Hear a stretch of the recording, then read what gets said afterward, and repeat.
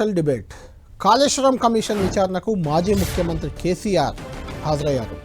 ఇప్పుడే కేసీఆర్ విచారణ గదిలోకి Kaleshwaram commission chairman justice PC Ghosh వెళ్లారు. జస్ట్ 5 నిమిషాల క్రితమే విచారణ ప్రారంభమైంది. 5 నిమిషాల నుంచి కూడా కేసీఆర్ని విచారిస్తున్నారు. ఇప్పటి వరకు కూడా దాదాపు అరగంటకు పైగానే కేసీఆర్ బీఆర్కే భవన్కి చేరుకున్నారు. అయితే ఇన్ కెమెరాలో విచారించాలా లేదంటే ఓపెన్ కోర్టులో విచారించాలా అనే ఆప్షన్ని కేసీఆర్కి ఇచ్చారు కమిషన్ చైర్మన్ పిసి ఘోష్.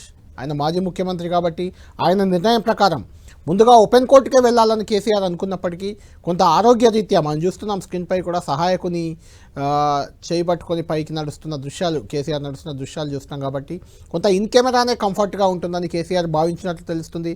దాంతో ఇన్ కెమెరా మీటింగ్లో అంటే జనం ఎవరు లేకుండా విచారణకు హాజరయ్యేందుకు కేసీఆర్ సిద్ధమైనట్లు మనకు తెలుస్తుంది. దాంతో ఇన్ కెమెరాలోనే ఇప్పుడు Kaleshwaram commission chairman PC Ghosh విచారిస్తున్నారు కేసీఆర్ని. పూర్తి ఆధారాలు, పూర్తి డాక్యుమెంట్లతో ఆయన అడుగుపెట్టారు. ఇప్పుడు కాళేశ్వరం కమిషన్ చైర్మన్ గదిలోకి ఆయన ఉన్నారు, గదిలోనే ఉన్నారు, హాల్లోనే ఉన్నారు, అక్కడ విచారిస్తున్నారు. కాళేశ్వరం కమిషన్ ప్రధానంగా ఒకే ఒక ప్రశ్న, తుమ్మిడిహట్టి నుంచి మేడిగడ్డకు కాళేశ్వరంని రీడిజైన్ ఎందుకు చేశారు? ప్రాణహిత చేవెళ్ళ తుమ్మిడిహట్టి వద్ద ప్రారంభం కావాల్సింది, దాన్ని మేడిగడ్డకు మార్చడం వల్ల ప్రజాధనం దుర్వినియోగమైంది. 40,000 దాదాపు 40,000 కోట్ల ఎస్టిమేషన్తో ప్రాణహిత చేవెళ్ళ ప్రారంభమైతే దాన్ని 80,000 కోట్లకు పెంచి మేడిగడ్డ నుంచి ప్రారంభించారు అనేది ప్రధానమైన ఆరోపణ బీఆర్ఎస్ ప్రభుత్వంపై, అప్పటి బీఆర్ఎస్ ప్రభుత్వంపై, కేసీఆర్పై. అదే మొదటి ప్రశ్నగా ఉండబోతుంది. హరీష్ రావును అదే అడిగారు, ఈటెల రాజేందర్ అప్పటి ఆర్థిక మంత్రి, అప్పటి ఇరిగేషన్ మంత్రి, వాళ్ళని కూడా అవే ప్రశ్నలు అడిగారు. ఇప్పటి వరకు కాళేశ్వరం కమిషన్ ఏదైతే బీఆర్కే భవన్ 8వ ఫ్లోర్లో ఉంది, ఆ 8వ ఫ్లోర్లోని గదిలో కేసీఆర్, జస్టిస్ ఘోష్ ఇద్దరు కూడా కూర్చొని ఉన్నారు. ఇంతకుముందు వాళ్ళిద్దరు అక్కడ జస్టిస్ ఘోష్ ఇన్ కెమెరా విచారణకు మీరు సిద్ధమా లేదంటే ఓపెన్ కోర్టుకు సిద్ధమా అంటూ కూడా కేసీఆర్ని అడిగిన నేపథ్యంలో ఆయన ఇన్ కెమెరాకే మొగ్గు చూపినట్లు మనకు సమాచారం అందుతుంది. దానికి సంబంధించి అక్కడే ఇప్పటివరకు బీఆర్కే భవన్లోనే 8th ఫ్లోర్లో ఉన్న మా ప్రతినిధి ప్రతాప్తో మాట్లాడదాం. దానికంటే ముందు కేటీఆర్ కాళేశ్వరం కమిషన్ విచారణ కేసీఆర్ హాజరవడానికి సంబంధించి, కేసీఆర్ కాళేశ్వరం ప్రాజెక్టును ఏ రకంగా నిర్మించారనే దానికి సంబంధించి బీఆర్కే భవన్ వద్దే మీడియాతో మాట్లాడారు. ఆయన ఏమన్నారు ఒకసారి విందాం. కాళేశ్వరం లాంటి ప్రాజెక్టు గనక భారతదేశంలో కాకుండా ఇంకెక్కడన్నా కట్టింటే, ఇట్లాంటి చిల్లర రాజకీయ పార్టీలు ఉన్న కాడ కాకుండా ఇంకెక్కడన్నా కట్టింటే ఒక అత్యుత్తమ పురస్కారం కూడా వారికి అందేది. 3 గార్జెస్ అనే డ్యామ్ చైనాలో ఉంది, దాని కట్టనికి 16 ఏళ్లు పట్టింది. కానీ అదే కాళేశ్వరం ప్రాజెక్టు కేవలం 4 ఏళ్లలో పూర్తి చేసి కేసీఆర్ గారు 45 లక్షల ఎకరాలకు నీళ్లిచ్చే ప్రయత్నం చేసి తెలంగాణను 1 కోటి ఎకరాల మాగాణం చేసింది కేసీఆర్ గారు. అందుకే ఈరోజు కేసీఆర్ గారి మీద ఏదైతే కక్ష సాధింపు చర్యలు బీజేపీ, కాంగ్రెస్ కలిసి చేస్తున్నాయో, దున్నపోతు ఈనిందని ఒకడంటే దుడ్డను కట్టేమని ఇంకోడన్నట్టు 100 కంపోనెంట్లుండే కాళేశ్వరం ప్రాజెక్టులో ఒక్క కంపోనెంట్లో, ఒక్క మేడిగడ్డ బరాజ్లో 2 పిల్లర్లకు పగుళ్లు వస్తే అది కూడా కాంగ్రెస్ వాళ్ళే లుచ్చా పని చేసి ఉంటారని నా నమ్మకం. ఈ రోజు కూడా ఖచ్చితంగా మరి ఇవాళ కేసీఆర్ గారిని బద్నాం చేయాలనే కుట్ర ఏదైతే కాంగ్రెస్, బీజేపీ చేస్తున్నదో, ఇది కమిషన్ ముందు కూడా విచారణలో నిజాలు బయటకు వస్తాయి. మేము చేసిన తప్పేమీ లేదు. అట్లాగే రేపు ప్రజాక్షేత్రంలో కూడా తప్పకుండా ప్రజలు తిరుగులేని విధంగా ఈ పార్టీలకు సమాధానం ఇస్తారనేది మా నమ్మకం. రేవంత్ రెడ్డి అనే ఒక చిల్లర నాయకుడు, ఒక చిల్లర వ్యక్తికి కేబినెట్ అంటే అర్థం కాదు, కేబినెట్ ఎట్లా పనిచేస్తుందో అర్థం కాదు. ఎందుకంటే ఆయన ఆలోచనలు వేరు, ఆయన ఎజెండా వేరు. ఆయనకు రాష్ట్ర ప్రయోజనాల కంటే, రైతుల ప్రయోజనాల కంటే రాజకీయ ప్రయోజనాలు, రాక్షస ఆనందము, పైశాచిక ఆనందం ఆయనకు ముఖ్యం. ఆయన చిల్లర పని చేసి బ్యాగులు మోసి జైల్లో పడ్డాడు కాబట్టి మా వాళ్ళని కూడా కొంతమందిని జైల్లో పెట్టాలనేది ఆయన వికృతమైన ఆలోచన తప్ప ఇంకోటి కానే కాదు. నేను చెప్పేదల్లా ఒకటే, అబద్ధం నిజం నిలకడగా. రైట్. కాళేశ్వరం ప్రాజెక్టు గొప్పతనాన్ని వివరించడంతో పాటు రేవంత్ రెడ్డిపై కూడా తీవ్ర స్థాయిలో కేటీఆర్ ధ్వజమెత్తిన పరిస్థితి అలా కనిపించింది. బీఆర్కే భవన్ వద్ద మనం చూసాం కేటీఆర్ ఫైట్ అవుతున్నారు. రేవంత్ రెడ్డి లాంటి నాయకుడు ఉండడం వల్లే కేసీఆర్ను కమిషన్ విచారణకు పిలిచి అదేదో పైశాచిక ఆనందం పొందే ప్రయత్నం చేస్తున్నారు. రేవంత్ రెడ్డిని తాము జైల్లో పెట్టాం కాబట్టి తమను జైల్లో పెట్టే ప్రయత్నం చేస్తున్నారు. ఇది చాలా రోజుల నుంచి కేటీఆర్ చేసిన విమర్శే, ఆరోపణే. ఇప్పుడు కూడా అదే రకంగా రేవంత్ రెడ్డిని టార్గెట్ చేస్తూ మాట్లాడారు. కాళేశ్వరం గొప్పతనాన్ని కూడా ఆయన వివరించి చెప్పారు. కాళేశ్వరం మేడిగడ్డ బ్యారేజ్ పగుళ్లకు సంబంధించి కూడా అందులో కాంగ్రెస్ కుట్ర ఉందనే రకంగా కూడా కేటీఆర్ వ్యాఖ్యలు చూసాం. అంతేకాదు కేటీఆర్ మా ప్రతినిధి కర్ణాకర్తో ఇదే అంశానికి సంబంధించి మాట్లాడారు. అదేంటో మనం కొద్దిసేపట్లో చూద్దాం. దానికంటే ముందు బీఆర్కే భవన్లోని 8వ ఫ్లోర్లో ఉన్న మా ప్రతినిధి ఇంతసేపు పీసీ ఘోష్ కమిషన్ చైర్మన్, అదేవిధంగా కేసీఆర్ ఉన్న గదిలోనే ఉన్నారు. ఇప్పుడే బయటకు పంపించారు మీడియాని, కొంతమంది మీడియా ప్రతినిధులను అనుమతించారు. ఇప్పుడు ఇన్ కెమెరా విచారణ కాబట్టి బయటకు పంపించారు. అక్కడే ఉన్నాడు మా ప్రతినిధి ప్రతాప్తో మాట్లాడదాం. ప్రతాప్, ముందుగా ఓపెన్ కోర్టు విచారణ, గతంలో ఈటెల రాజేందర్ కానీ మిగిలిన ఈరోజు కేసీఆర్ 115వ సాక్షిగా విచారణకు వచ్చారు. అంటే కేసీఆర్ కంటే ముందు 112 మంది వివిధ రంగాలకు చెందిన వాళ్ళు, ఇంజనీరింగ్ అధికారులు చాలామంది ఉన్నారు. ఆ తర్వాత 3 రాజకీయ నాయకులు, అప్పటి ఆర్థిక మంత్రి ఈటెల రాజేందర్, అప్పటి ఇరిగేషన్ మంత్రి హరీష్ రావు, ఇప్పుడు కేసీఆర్ వీళ్ళు హాజరయ్యారు. అయితే ఇప్పటి వరకు ఓపెన్ కోర్టు విచారణ జరిపిన అధికారులు మ్యాక్సిమం ఓపెన్ కోర్టుకే మొగ్గు చూపారు. ఇప్పుడు ఎందుకు ఇన్ కెమెరా మీటింగ్కి వెళ్ళారు? కేసీఆర్ ఏం చెప్పారు? కమిషన్ చైర్మన్ కేసీఆర్ని ఏమడిగారు? ముందుగా కేసీఆర్ కూడా ఓపెన్ కోర్టుకే సిద్ధమన్నట్లు చెప్పారు కదా, తర్వాత ఎందుకు మారింది? ఏం జరిగింది అక్కడ?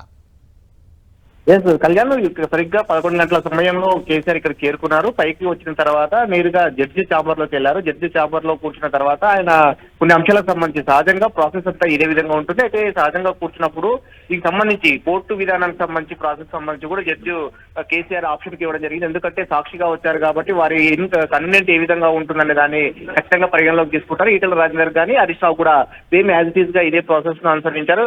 ఇప్పటి వరకు అంటే ఈటెల రాజేందర్ 113వ సాక్షి, అదేవిధంగా 114వ సాక్షి హరీష్ రావు, వీళ్ళకి కూడా సేమ్ యాజ్ ఇట్ ఈస్ గా ముందుకున్న వాళ్ళకి ఏ విధంగా అయితే ప్రాసెస్ ఉన్నదో యాజ్ ఇట్ ఈస్ గా వాళ్ళు అడిగినప్పుడు వాళ్ళు ఓపెన్ కోర్టుకి ఆప్షన్ ఇవ్వడం జరిగింది. మేము అందరి ముందు చెప్పడానికి మాకు ఎలాంటి అభ్యంతరం లేదని చెప్పిన నేపథ్యంలో అదే విధంగా ప్రాసెస్ జరిగింది. ఈ రోజు కూడా కేసీఆర్ ను అదే విధానానికి సంబంధించి కూడా సేమ్ ఓపెన్ కోర్టు విధానాన్ని అయితే అంత సిద్ధమైతే చేయడం జరిగింది. కేసీఆర్ వచ్చిన తర్వాత కేసీఆర్ ను జడ్జి ఆయన ఛాంబర్ లోకి తీసుకున్న తర్వాత ఈ విధానాన్ని సంబంధించి ప్రాసెస్ సంబంధించి ఎంక్వైరీకి సంబంధించిన ప్రాసెస్ ఏ విధంగా ఉంటుందనే దానికి సంబంధించి కూడా కేసీఆర్ ముందు పెట్టడం జరిగింది.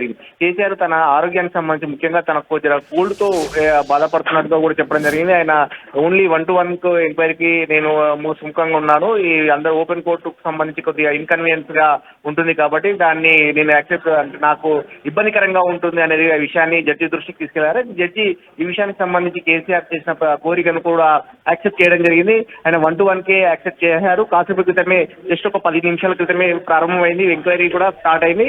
కేవలం కోర్టు హాల్లో జడ్జి, కేసీఆర్, ఒక స్టెనోగ్రాఫర్, ఈ ముగ్గురు మాత్రమే ఉన్నారు. ఈ ముగ్గురు మాత్రం తప్ప ఇంకెవరిని కూడా అలో చేయలేదు. సహాయకులను కూడా ఎవరిని ఎలాంటి సహాయకులను కూడా అలో చేయలేదు. అందరినీ బయటికి పంపించి డోర్ క్లోజ్ చేసి. చెప్పండి కళ్యాణ్. ప్రతాప్, ఇక్కడ వాస్తవానికి కేసీఆర్ కూడా ముందుగా ఓపెన్ కోర్టుకే, అంటే బహిరంగంగానే అన్ని అంశాలకు సమాధానం ఇవ్వాలి, తద్వారా జనానికి వెళ్తుందని భావించినట్లు మనకు సమాచారం ఉంది. అలా ఓపెన్ కోర్టుకు వెళ్లాలనే ఆలోచనతోనే హరీష్ రావు, ప్రశాంత్ రెడ్డి, మసూద్ నచారి, ఆర్ఎస్ ప్రవీణ్ కుమార్, వద్దిరాజు రవిచంద్ర, పద్మారావు, లక్ష్మారెడ్డి, ఎమ్మెల్యే ఉప్పల్, సంతోష్ కుమార్, మహమూద్ అలీ, ఇలా ఒక 9 మందిని తనతో పాటు తీసుకెళ్లాలని నిర్ణయం తీసుకున్నారు. మీడియాను కూడా మిమ్మల్ని ఓపెన్ కోర్టులోకి కొంతమందిని అలో కూడా చేశారు. ఎందుకంటే సడన్గా మారిందనుకోవచ్చా? ముందే కేసీఆర్ ఇన్ కెమెరాకు రెడీ అయ్యి వచ్చారా?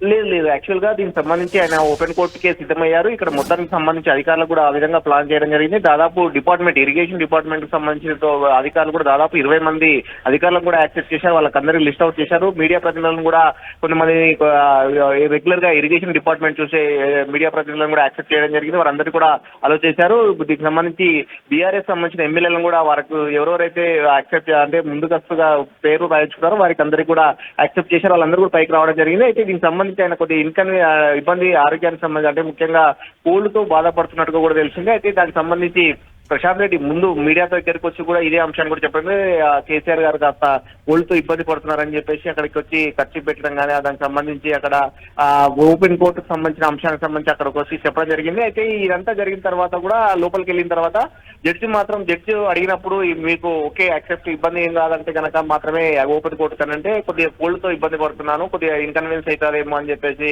ప్రతిపాదన చేశారు. అయితే ఆ కోల్డ్ బాగా కొద్దిగా ఎక్కువగా అవుతున్న నేపథ్యంలోనే ఈ ప్రతిపాదన తీసుకోవడం జరిగింది. వాస్తవానికి అది ఓపెన్ కోర్టు ఖచ్చితంగా చేయాలంటే దాన్ని యాక్సెప్ట్ చేసేవారు, ఖచ్చితంగా ఓపెన్ కోర్టు విధానాన్ని కొనసాగించాలనుకున్నారు. అయితే జడ్జి మాత్రం ఆప్షన్స్ 1-2 2 ఆప్షన్స్ ఇవ్వడంతో, ఆప్షన్ ఉండడంతో ఈ ఆప్షన్ ఎంచుకోవడంతో కూడా తెలుస్తుంది. సో అందుకని ఇక్కడికి వచ్చిన తర్వాతనే నిర్ణయం మార్చుకోవడం జరిగింది. ప్రతాప్, ఇప్పుడు మనం చూస్తున్నాం స్క్రీన్ పై, అంటే కేసీఆర్ లోపలికి వెళ్ళేప్పుడు సహాయకుని సహాయం తీసుకుంటూ మెట్లెక్కుతున్న దృశ్యాలు కానీ, లేదంటే ఆయన చేతిలో, ఇప్పుడు నా దగ్గర కూడా ఉంది, కేసీఆర్ చేతిలో ఉంది, దాదాపు ఇదే అలానే కనిపిస్తుంది. అది మొన్న హరీష్ రావు పవర్ పాయింట్ ప్రజెంటేషన్లో ఇచ్చిన బుక్ ఇది, కాళేశ్వరం తెలంగాణ ప్రాణధార జీవధార అంటూ. అదే పుస్తకం కూడా ఈ బుక్లెట్నే కేసీఆర్ కూడా పట్టుకున్నట్లయితే కనిపిస్తుంది మనకు ఆ విజువల్స్లో.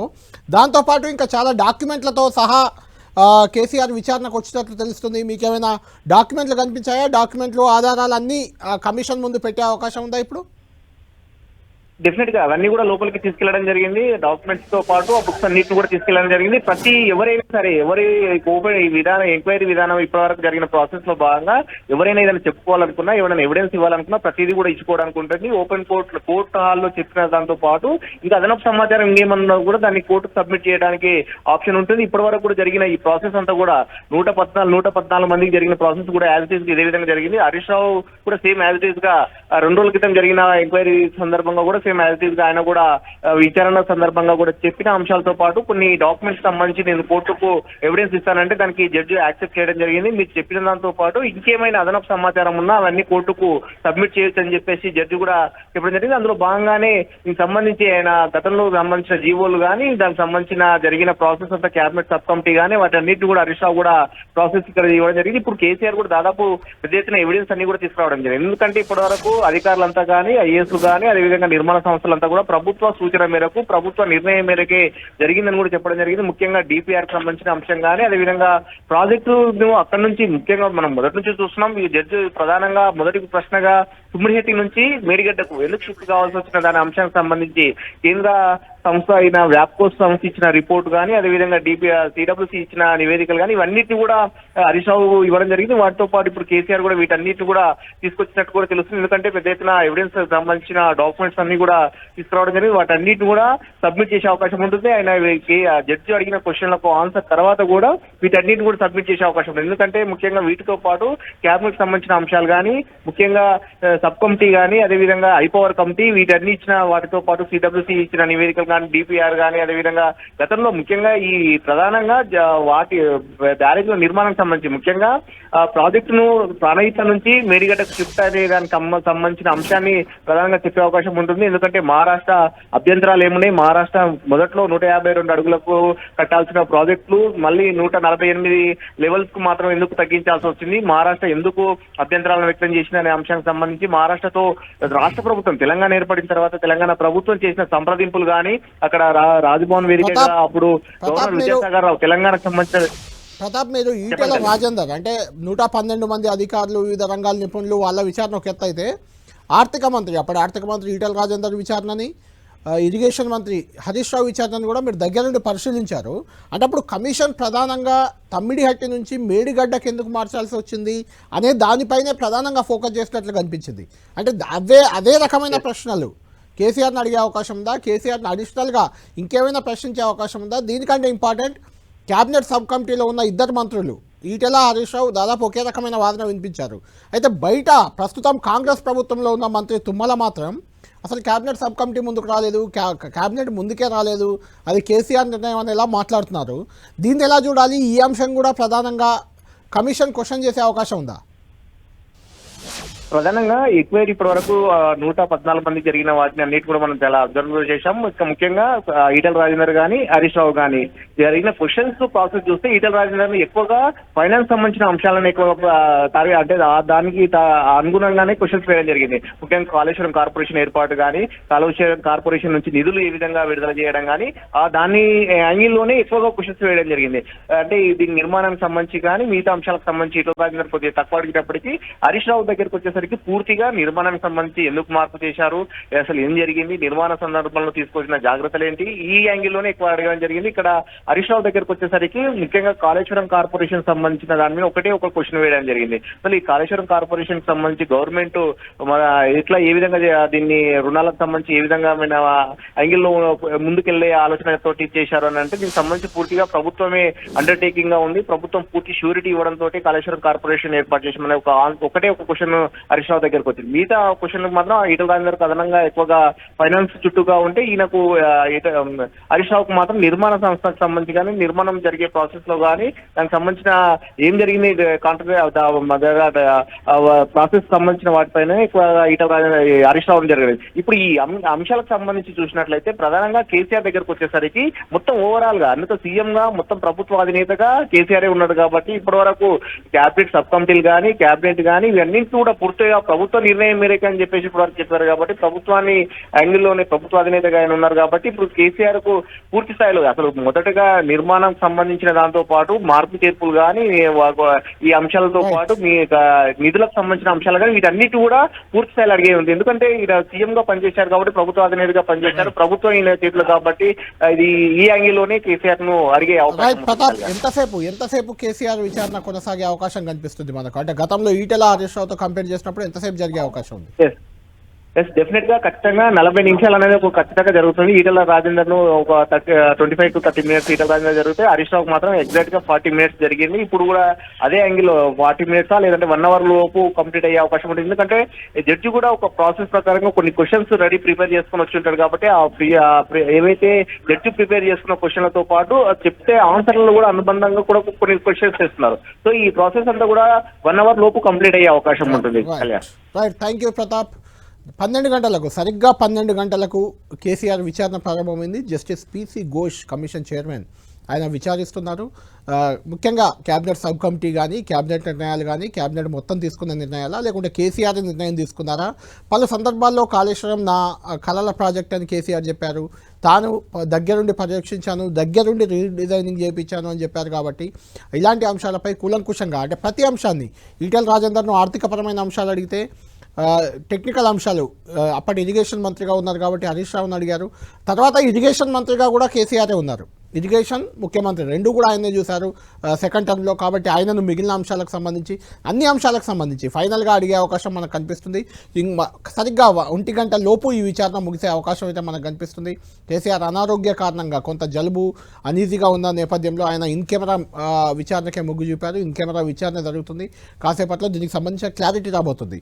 ఇక ఇదే అంశానికి సంబంధించి కేసీఆర్ లోపల విచారణలో ఉంటే, బయట కేటీఆర్ అంటే మా ప్రతినిధి కర్ణాకర్తో మాట్లాడారు. ఈ విచారణకు సంబంధించి, కాళేశ్వరం ప్రాజెక్ట్ నిర్మాణానికి సంబంధించి ప్రత్యేకంగా ఇంటర్వ్యూ ఇచ్చారు. మా ప్రతినిధి కర్ణాకర్ కేటీఆర్తో ఫేస్ టు ఫేస్ చేశారు. ఒకసారి చూద్దాం.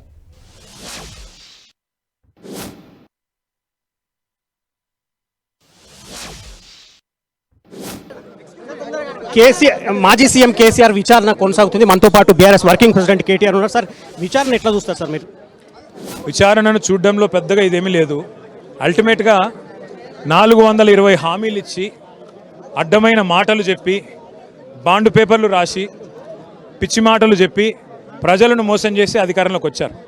అధికారంలోకి వచ్చిన తర్వాత ప్రభుత్వాన్ని నడిపే తెలివి లేదు, క్యాబినెట్ విస్తరణ చేసుకునే కనీస ఇది కూడా లేదు, పరిజ్ఞానం కూడా లేదు. చివరికి ఏంది ఈరోజు పరిస్థితి ఏంది అంటే, ఇవాళ 3 నెలలు ఢిల్లీలో పడిగాపులు కాసిన తర్వాత రాహుల్ గాంధీ గారు అపాయింట్మెంట్ దొరకక 45 సార్లు ట్రిప్పులు కొడితే ఆఖరికి దయదలిచి 3 మంత్రులను క్యాబినెట్ ఎక్స్పాన్షన్ చేసుకొని ఇచ్చిండ్రు. కానీ ఆ 3 మంత్రులకు కూడా పోర్ట్ఫోలియోలు ఇవ్వాలంటే మళ్ళీ ఢిల్లీకి పిలిచి అక్కడ కూర్చోబెట్టి క్లాస్ వీక్తా ఉన్నారు.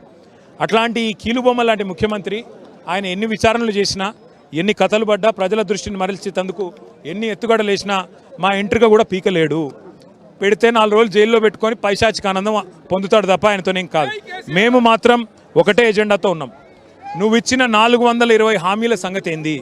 మహిళలకు ఇస్తానన్న 2500 ఎప్పటి నుంచి ఇస్తామని చెప్పి 1,68,00,000 మంది ఆడబిడ్డలు ఎదురు చూస్తున్నారు. అట్లాగే రైతులకు 15,000 రైతు బంధు ఎప్పటి నుంచి ఇస్తామని చెప్పి రైతులు ఎదురు చూస్తున్నారు. నిరుద్యోగులకు 3,000 ఇస్తానో ఎప్పటి నుంచి ఇస్తామని నిరుద్యోగులు ఎదురు చూస్తున్నారు. అట్లాగే రాష్ట్రంలోని ప్రతి బీదవాడు పెన్షన్ ఎప్పుడు పెరుగుతుందని చెప్పి ఎదురు చూస్తూ ఉన్నాడు. ప్రతి ఒక్క బీసీ సోదరుడు నీ 42% రిజర్వేషన్ ఎప్పుడు వస్తుంది, బడ్జెట్లో 20,000 కోట్లు ఎప్పుడు వస్తాయని చెప్పి ఎదురు చూస్తూ ఉన్నారు. ఆ విషయంలోనే ఎంబడబడతాం. ఆ విషయంలోనే కాంగ్రెస్ పార్టీ బట్టలు ఊడదీసి నగ్నంగా బజార్లో నిలబెట్టే బాధ్యత మాది. మా మీద ఎన్ని కేసులు పెట్టినా, ఎన్ని ఎంక్వైరీలు చేసినా, నీకు అంతగానం తీట ఉంటే జైల్లో పెట్టినా మా ఎంట్రీగా కూడా పీకలేడు రేవంత్ రెడ్డి. అదే చెప్తా ఉన్నాను. అంటే ఇది కేవలం రాజకీయ కక్షపూరిత రాజకీయాల్లో భాగంగానే ఈ విచారణ జరుగుతుందంటారా? ఏమైనా డౌటా అంటున్నా? 2014 ముందు తెలంగాణ కరువు పీడిత ప్రాంతం, ఇక్కడ వరి కూడా పండని ప్రాంతం. అట్లాంటి ప్రాంతం ఇవాళ పంజాబ్ను హర్యానాను దాటిపోయి నెంబర్ 1 అయింది వరి ధాన్యం ఉత్పత్తిలో. అంటే ఈ సన్నాసి కాంగ్రెస్ వాళ్ళు చేసిర్రా? వాళ్ళతో అవుతుందా? వాళ్ళకంత తెలివి ఉందా? అందుకే నేను అనేది, కేసీఆర్ గొప్పతనం అర్థం కావాలంటే రేవంత్ రెడ్డి ఇంకో 100 జన్మలు ఎత్తాలి. ఇంకో 100 జన్మలు ఎత్తినా ఆయనకు తెలివి రాదు. అందుకే నేను అనేది, నువ్వు ఎన్ని కథలు పడ్డా, ఎన్ని చేసినా, అరిచేతిని అడ్డం పెట్టుకొని సూర్యుని ఆపాలనే ప్రయత్నం ఎంత చేసినా, కేసీఆర్ అంటే ఒక చరిత్ర. KCR stories Telangana history. నువ్వేం చేసినా రేవంత్ రెడ్డి గారు నీ కాంగ్రెస్ పార్టీ ఎన్ని కథలు పడ్డా చరిత్రను మార్చలేవు. ఖచ్చితంగా కేసీఆర్ గారిని ఒక తెలంగాణ సాధించిన నాయకుడిగానే గుర్తుపెట్టుకుంటారు. నిన్ను ఒక చరిత్రహీనుడుగా బ్యాగులు మోసి దొరికిపోయిన దౌర్భాగ్యుడిగానే గుర్తుపెట్టుకుంటారు. మేడిగడ్డ అంత 94,000 కోట్లు ఖర్చు పెట్టి కాళేశ్వరం ప్రాజెక్టు నిర్మించారు. మేడిగడ్డ కుంగిపోయింది, సుందిల్ల అన్నారం లీకేజ్ అవుతుంది. దానిపై కొన్ని అనుమానాలు ఉన్నాయి ప్రభుత్వానికి. వాటిని నివృత్తి చేసేందుకు విచారణ కమిషన్ వేస్తే బీఆర్ఎస్కి అంత ఇబ్బంది ఎందుకు అనేది ఒక కాంగ్రెస్ నేతలు ప్రశ్నిస్తారు. ఏ ఇబ్బంది లేదు. ఎస్ఎల్బీసీ టన్నల్ కూలిపోయింది, 8 మంది చచ్చిపోయారు, 100 రోజులు అయిపోయింది. ఏదన్నా ఒక కమిషన్ వేసిండ్రా? ఏదన్నా ఒక ఎంక్వైరీ జరిగిందా? ఏ మంత్రి బాధ్యుడు, ముఖ్యమంత్రి బాధ్యుడు చెప్పినరా? అట్లాగే సుంకిశాల రిటైనింగ్ వాల్ కూలిపోయింది, 100 కోట్ల నష్టమైంది. ఆ కాంట్రాక్టర్ మీద కనీసం చర్యలు తీసుకున్నారా?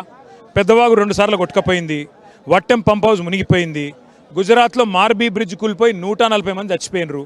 ఒక్క దగ్గర విచారణ అయిందా? మరి 100 కంపోనెంట్లు ఉండే కాళేశ్వరంలో ఒక్క కంపోనెంట్ అయిన మేడిగడ్డలో మొత్తం సిస్టమ్ అంతా బాగానే ఉంది. ఒక్క కంపోనెంట్లో 2 పిల్లర్లకు క్రాక్లు వస్తే దున్నపోతినిందని కాంగ్రెస్ వాడు అంటే దుడ్డని కట్టేమని బీజేపీ వాడు అంటుండు. దీన్ని నమ్మాలా? ఈ చిల్లర రాజకీయాన్ని మేము ఆహ్వానించాలా? మాకు నువ్వు ఎన్ని కమిషన్లు వేసుకున్నా మాకు ఫరక్ పడేది ఏం లేదు, మాకు వచ్చే నష్టమేం లేదు. ఎందుకంటే కేసీఆర్ గారితో ఇరిగేషన్ గురించి మాట్లాడడం అంటే హనుమంతుని ముంగట కుప్పిగంతులు.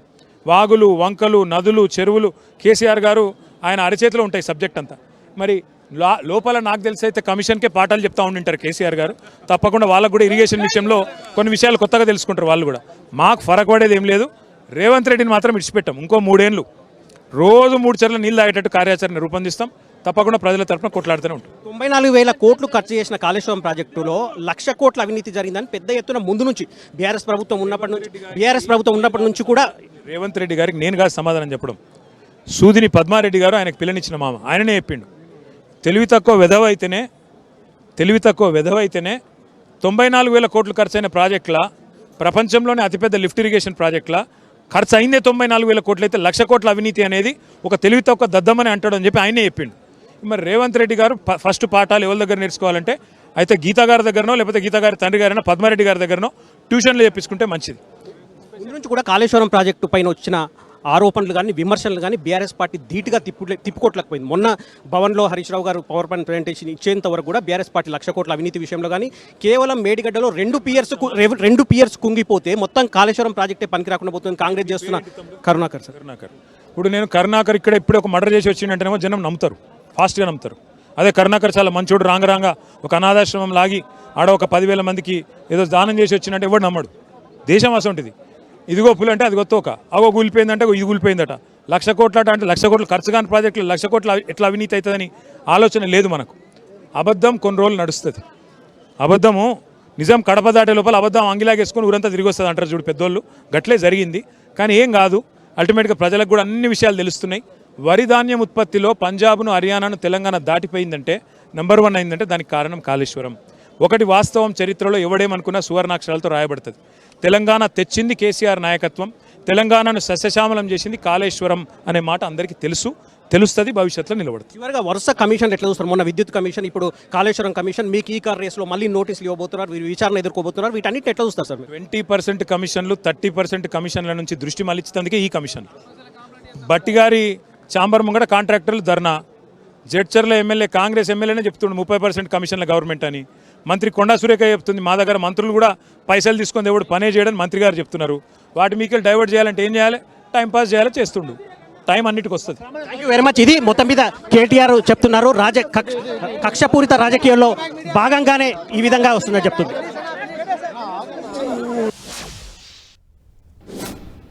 రైట్, చూసాం మా ప్రతినిధి కర్ణాకర్తో కేటీఆర్ కాళేశ్వరం ప్రాజెక్టుకు సంబంధించి చాలా క్లారిటీగా చాలా అంశాలు వివరించారు. ఇలాంటి కమిషన్కి భయపడేది లేదు. ఖచ్చితంగా ఇటువంటి సంఘటనలు చాలా జరిగినా ఎక్కడ లేని కమిషన్ ఇక్కడే వేశారు. కేవలం ఇది కక్ష సాధింపే, అయినా దీన్ని ఎదుర్కొంటాం, నిలబడతాం. కాళేశ్వరం ప్రాజెక్టుని మించిన వండర్ ప్రపంచంలోనే లేదు. ఖచ్చితంగా వేరే దేశంలో ఇలాంటి ప్రాజెక్టు కడితే అవార్డులు కూడా ఇచ్చేవారని కేటీఆర్ అంటున్నారు. మరి ఎందుకు కాంగ్రెస్ పార్టీ ప్రభుత్వానికి కాళేశ్వరంపై ఎందుకు అంత కసి, ఎందుకు అంత కక్ష? కాళేశ్వరంని లోపభూయిష్ట ప్రాజెక్టుగా చూపించడం వల్ల కాంగ్రెస్ ఏమైనా సాధించాలనుకుంటుందా? అందుకే కమిషన్ వేసిందా? ఇదే అంశానికి సంబంధించి మాట్లాడదాం. మనతో పాటు లైవ్లో జాయిన్ అవుతున్నారు కాంగ్రెస్ పార్టీ ఎమ్మెల్సీ అద్దంకి దయాకర్ గారు. అద్దంకి దయాకర్ గారు, గుడ్ ఆఫ్టర్నూన్. మ్యూట్లో ఉన్నట్టుంది దయాకర్ గారు మీది. హలో దయాకర్ గారు, గుడ్ ఆఫ్టర్నూన్. మొత్తానికి కాళేశ్వరం కమిషన్ ఏర్పాటు చేశారు. కమిషన్ ముందు కేసీఆర్ ను నిలబెట్టారు. మీరు అనుకున్న సాధించినట్టేనా ఇంకేమైనా మిగిలి ఉందా? వినబడుతుందా ఇప్పుడన్నా? ఇప్పుడు ఓకే. నేను మాట్లాడేది మీకు వినబడుతుందా? Yes yes yes. Right. Commission ఏర్పాటు చేశారు. పీసీ ఘోష్ ముందు కేసీఆర్ని నిలబెట్టారు. ఆయన దోషిగా తెలుస్తారా? క్లారిటీ ఇస్తారా? కాళేశ్వరం చాలా గొప్ప ప్రాజెక్ట్ అని తేల్చబోతున్నారా? ఏం చేయబోతున్నారు కమిషన్ ద్వారా? కమిషన్ తెలుస్తుంది. ఏం వస్తుంది అనుకుంటున్నారు? ఏం తేల్చబోతుంది కమిషన్ అనుకుంటున్నారు? కమిషన్ దొంగతనం చేస్తే దొంగతనం వస్తుంది, మంచి చేస్తే మంచి అనిస్తుంది. కాబట్టి దొంగల్లా మాట్లాడుతున్న కేటీఆర్ని చూస్తేనే నవ్వు వస్తున్నది. మరి ఆయనేం పీకగలడట కేటీఆర్? దొంగతనం చేసుడు మీ వంతుడే, దబాయించుడు మీ వంతుడేనా? కనీసం సిగ్గుండాలిగా మాట్లాడేటప్పుడు, మీడియాతో మాట్లాడేటప్పుడు. మనిషి అనే మాట కూడా గుర్తుండాలి కదా. పశువు కంటే హీనంగా మాట్లాడితే అంతకంటే ఎక్కువ మాట్లాడే పరిస్థితి ఉంటుంది. కాబట్టి సిగ్గు లజ్జ లేకుండా మాట్లాడే కేటీఆర్కి చెప్పండి, ఇలాంటి పరిస్థితి తెచ్చుకోవడం ఎక్కడ ఎక్కువ హర్ట్ అయ్యారు కేటీఆర్ మాటల్లో? ఎక్కడ మీకు హర్ట్ అయినట్టుగా అనిపించింది? ఏమన్నారు కేటీఆర్? కాంగ్రెస్ వాళ్ళు వెధవలంటే ఈ వెధవ ఎవడు? అట్లా అంత బలుపుతో, అంత అహంతో, అంత కండకారంతో ఎందుకు ఆ పుట్టుక? ఇంకా అనగకపోతే అనుస్తారు. వెంట్రుక కూడా బీకదంటే అన్ని పీకి పడేస్తారు. పనికిరాని చెత్త నాయకులు ఇట్లాంటి వాళ్ళు బీఆర్ఎస్ నాయకులు. ఇదేనా కేసీఆర్ దయాకర్ గారు, ఇక్కడ ఒకటి మిమ్మల్ని అడుగుతున్నాను. అంటే సరే, వ్యక్తిగతంగా మీ మధ్య విమర్శలు, ఆరోపణలు వస్తున్నాయి కాబట్టి ఈ మధ్య రేవంత్ రెడ్డి గారు కూడా ఒక కామెంట్ చేశారు. నన్ను జైలుకు పంపించారు, ఆయన్ను జైలుకు పంపుతా అన్నాను, గద్దె దింపుతా అన్నాను, ఆయన చేతిలో కూర్చున్నాను, నా లక్ష్యం నెరవేరింది అన్నారు. అలాంటి వ్యాఖ్యలకు రియాక్షన్ గా చూడాలి కదా ఇది. ఎందుకు ఆ పక్కన ఉండే మహమూద్ అలీని ఎందుకు పంపుతలేరు? ఆ పక్కన ఉండే కొప్పులీశ్వర్ని ఎందుకు పంపుతలేరు? ఆ పక్కన ఉండే ఎంతో మంది మంత్రులు ఉన్నారు కదా, మిమ్మల్ని ఎందుకు పంపుతున్నారు? ఎందుకు దోచుకున్నది ఎవరని అంటున్నట్టు? ఇప్పుడు చేసేదంతా మీరు, అన్యాయం చేసేదంతా మీరు, తెలంగాణ ప్రజల్ని దోచుకునేది మీరు, దొంగల దొడ్డిగా మార్చేది మీరు, మళ్ళీ పైగా దబాయింపు. ఇలాంటి పనికిరాని వాళ్ళ చేయబట్టే కదా మొత్తం ఎన్నికల తిప్పి కొట్టి పడేసింది. పోయి అయ్యను ఫామ్ హౌస్కు చెల్లెని జైల్లో పెట్టేసింది, ఈయన తీసుకుపోయి ఈ ఫార్ములా పడేసింది. అలా బాగా పోయి కాళేశ్వరంలో ఇరికింది. ఎవరన్నా ఒక్కళ్ళు మీరు శుద్ధపూస లెక్క ఉన్నారా? ఈయన ఇంత శుద్ధపూస లెక్క మాట్లాడుతుంటే కోదండరామ్ని ఎందుకు అరెస్ట్ చేసి జైల్లో పెట్టారు చెప్పండి? మందకృష్ణని ఎందుకు అరెస్ట్ చేసి జైల్లో పెట్టారు చెప్పండి? నన్ను కూడా తీసుకుపోయి జైల్లో పెట్టారు కదా మురళీ ముదిరాజ్ చచ్చిపోయినప్పుడు. మీలాంటి ఒక సిగ్గుమాలిన రాజకీయ నాయకుల వల్లనే తెలంగాణ సమాజం ఇట్లా దిగజారే పరిస్థితి వచ్చింది. ప్రత్యేకించి ఆయన అంటుండు 1,00,000 కోట్ల దాంట్లో 34,000 కోట్ల ప్రాజెక్టులు, 1,00,000 కోట్ల అవినీతి జరిగింది. అది ప్రాజెక్టు 1,50,000 కోట్ల ప్రాజెక్టు, అది కూడా తెలియని ఒక దద్దమ్మ. ఇట్లాంటి ఆయన లీడర్ బీఆర్ఎస్కు మళ్ళీ రేపు లీడర్ కావాలనుకుంటున్నాడు. కాగ్ రిపోర్ట్ తీయండి ఒకసారి. థర్డ్ పైప్కి ఎందుకు, థర్డ్ టీఎంసీకి ఎంత పెంచాలని చూసిండ్రో. అవును, ఇలా అసలు ఫస్ట్ 3 పిల్లర్లు ఎందుకు కుంగినారంటే ఈ ముచ్చటనే ఎందుకట. కాబట్టి ఇవాళ కాంగ్రెస్ లేకుంటే మీకు పుట్టగతులు ఉండేవి కాదు. గుర్తుపెట్టుకోరి, చరిత్రకు పోండి. కాంగ్రెస్ పార్టీ తెలంగాణ ఇచ్చి మిమ్మల్ని ముఖ్యమంత్రి చేసిన పోతే ఆ జగన్తో కలిసిపోవాల్సి వచ్చు, ఆ చంద్రబాబుతో కలిసిపోవాల్సి వచ్చు. ఇలా వచ్చి తెలంగాణ ప్రజలకు మిమ్మల్ని ప్రేమించి ఓట్లేసి మిమ్మల్ని గెలిపిస్తే తెలంగాణ ప్రజల సొమ్మును దుర్వినియోగం చేయమని చెప్పినారు. తెలంగాణ కట్టే ప్రాజెక్టులను కుంగదీయమని చెప్పిండ్రా? సుందిలను బొంగబడుతుంది, కన్నెపల్లి పంప్ హౌస్ పలిగిపోతుంది. ఇది మీరు కట్టిన ప్రాజెక్టు, మళ్ళీ ఇది పెద్ద ప్రాజెక్ట్ అని చెప్తారు. అసలు ఎవడు డిజైనర్ అంటే ఒక్కడు చెప్పట్లేడు. ఇలా మాధవిలత గురించి దేశం మొత్తం చెప్పుకుంటుంది, ప్రపంచం మొత్తం ఆలోచిస్తుంది. ఆ చినాబ్ రైల్వే బ్రిడ్జి కట్టింది ఆమె అని. మరి ఈ కాళేశ్వరం కట్టింది ఎవడు ఒకటి తెలవాలి కదా ఈ దేశానికి, ఈ రాష్ట్రానికి. ఇంత పెద్ద ప్రాజెక్టు కదా, ఎన్ని ట్రాన్స్ఫార్మర్లు, మన హరీష్ రావు చెప్పినట్టు అది ఇది అంతా అన్నాడు కదా. మరి అంత పెద్ద ప్రాజెక్టుకు డిజైనర్ ఎవడో చెప్పుకోవద్దా? వ్యాప్ కోసం ఒకడు అంటాడు, ఇంకోడు అంటాడు, ఇంకోడు అంటాడు. ఇవన్నీ తెలుసుకోకుండా కమిషన్ ఆ రికమెండేషన్స్ రాకముందే మీకు ఎందుకు వస్తుంది ఫ్రస్ట్రేషను? దాని వెనుక ఉన్న కారణాలు ఏంది అంటే, మీరు దొంగతనం చేసిందని మిమ్మల్ని అంటే మీకు కోపాలు వస్తున్నాయి. మరి చేసిన దొంగతనానికి మరి బాధ్యత ఎవరు ఉండాలి? ఇలా రేవంత్ రెడ్డి గారి గురించి మాట్లాడుతున్నారు, ముఖ్యమంత్రి గారి గురించి. 50 లక్షలు ఇస్తుంటే పట్టుబడ్డాడని చెప్పి. అరే ఇస్తుంటే అక్కడ మీరు దోచుకుంటే 60,000 కోట్ల ప్రాజెక్టును 1,50,000 కోట్లు చేసి దాంట్లో 30 నుంచి 40,000 కోట్ల రూపాయలు దోచుకున్న దొంగలు. మరి మీకంతా ఎట్లా ఉన్నది? కాబట్టి ఇలా తెలంగాణ ప్రజలు గమనిస్తున్నారు. ఏదో ఆయన అరెస్ట్ అయ్యి ఆయన ఏంది లోపలికి పోయి కమిషన్ ముందు కూర్చోగానే మొత్తం ఏదో కింద పడిపోయినట్టు ఆయన తలకేరేటాలు, అది దొంగతనం చేసేటప్పుడు ఉండాలి. దొంగల్ని ఇక్కడికి ఎంటర్టైన్ చేసేటప్పుడు ఉండాలి. తెలంగాణ అనేది ఎంత పవిత్రమైన రాష్ట్రమో, 1200 అమరుల త్యాగం ఇది. మిమ్మల్ని దోచుకోవడానికి తెలంగాణ ఇవ్వలే కాంగ్రెస్ పార్టీ. ఇలా అధికారం వచ్చిందని చెప్పి ఇష్టానుసారంగా వివరిస్తే మేము చేస్తే అట్నే ఊరుకుంటారా? ఇలా అంటున్నాడు ఆయన, ఏయో చెప్తా ఉన్నాడు. అవన్నీ మీ కాలంలో కట్టినాయే కదా, మీ కాలంలో కట్టిన అంతేగో ఇట్లా అక్కడ కూడా బ్రిడ్జి మిడ్ మానేరు దగ్గర మొత్తం కొలాప్స్ అయినాయి, మీ హయాంలో కట్టినాయి. తెలివి ఉండదు, సోయి ఉండదు, పరిపాలించే చేత కాదు, మళ్ళీ పైగా ఇంకా దబాయింపులు. తెలంగాణ ఉద్యమము దయాకర్ గారు, ప్రధానంగా ఒక అంశం ఇక్కడ అవినీతికి కారణమైన అంశంగా ఒకటి మీరు చెప్తూ వచ్చారు. కమిషన్ కూడా అదే ప్రశ్న ఈటెల రాజేందర్ను హరీష్ రావును కూడా అడుగుతూ వచ్చింది. అది ఏంటంటే తుమ్మిడిహట్టి దగ్గర కట్టాల్సిన ప్రాజెక్ట్ని మేడిగడ్డకు మార్చారు, మార్చడంలోనే అవినీతి ఉంది అనేది ప్రధానంగా కాంగ్రెస్ నేతలు చేసిన ఆరోపణ. కమిషన్ కూడా అదే అడుగుతుంది ప్రధానంగా. దానికి వాళ్ళు ఇస్తున్న ఆన్సర్ మీకు సహేతుకంగా అనిపించట్లేదా? ఎందుకు అనిపిస్తుంది? 148 కు దగ్గర ఆయన అగ్రిమెంట్ చేస్తారు. 152 అడుగులు అనుకున్నాను, 148 కు తేవాలని డిమాండ్ చేసింది మహారాష్ట్ర. 148 కు తెస్తే అక్కడ నీరు ఉండదు అని సిడబ్ల్యూసీ చెప్పింది.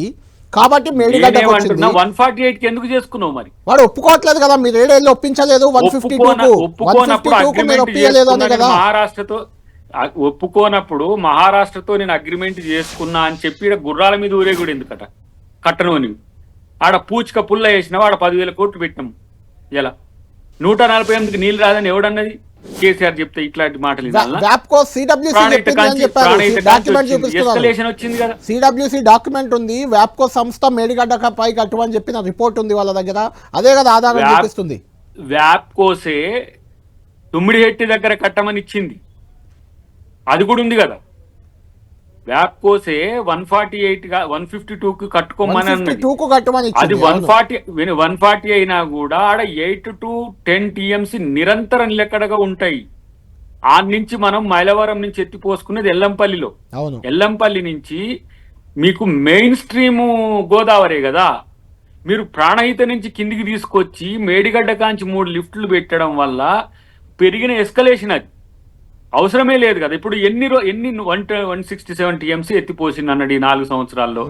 చుక్క నీళ్ళు ఎత్తిపోయకపోయినా 62 lakhs మెట్రిక్ టన్స్ దిగుబడి వచ్చింది. ఇప్పుడు ఆయన అంటుండు కదా కేటీఆర్, మీ మొత్తం హయాంలో కూడా మొత్తం దిగుబడి కూడా అంత రాలే. చుక్క నీళ్లు కాళేశ్వరం నుంచి రాకపోయినా సరే మీరు అనుకుంటున్న వరప్రదాయిని తెలంగాణ ఒక మాకు అది వైట్ ఎలిఫెంట్ లెక్క అయింది. అది చేయబట్టి 1,00,000 కోట్ల రూపాయలకు సంబంధించి ఖర్చు అయింది. కానీ ఒక్క చుక్క రాకుండా కూడా తెలంగాణ రైతుల యొక్క కష్టం వల్ల పండింది పంట. కాబట్టి తప్పు చేసి దొంగతనం చేసి దాన్ని దబాయించుతోని లేకపోతే ఇష్టం వచ్చినట్టు మాట్లాడతామనంటే అది చట్టం ఊరుకోదు, న్యాయం ఊరుకోదు, మాట్లాడడానికి ఉపయోగపడుతుంది. రైట్. వినయ్ భాస్కర్ గారు మనకు మాజీ ఎమ్మెల్యే, తెలంగాణ ఉద్యమంలో కూడా కీలకంగా ఉన్న నాయకుడే. వాళ్ళ ట్యాగ్ లైన్ నీళ్లు నిధులు నియామకాలు. నీళ్ల విషయంలో ఇంత కాంట్రవర్సీ, కాళేశ్వరం విషయంలో ఇంత గందరగోళం. కమిషన్ ముందుకు ఏకంగా కేసీఆర్ పోయారు, కాళేశ్వరం నిర్మాత అని చెప్పుకున్నారు మీరు. వినయ్ భాస్కర్ ఎలా చూస్తున్నారు ఈ వ్యవహారం అంతా?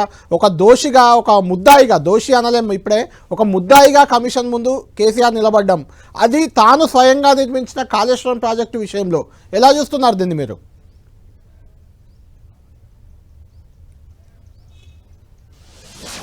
వినయ్ భాస్కర్ గారు,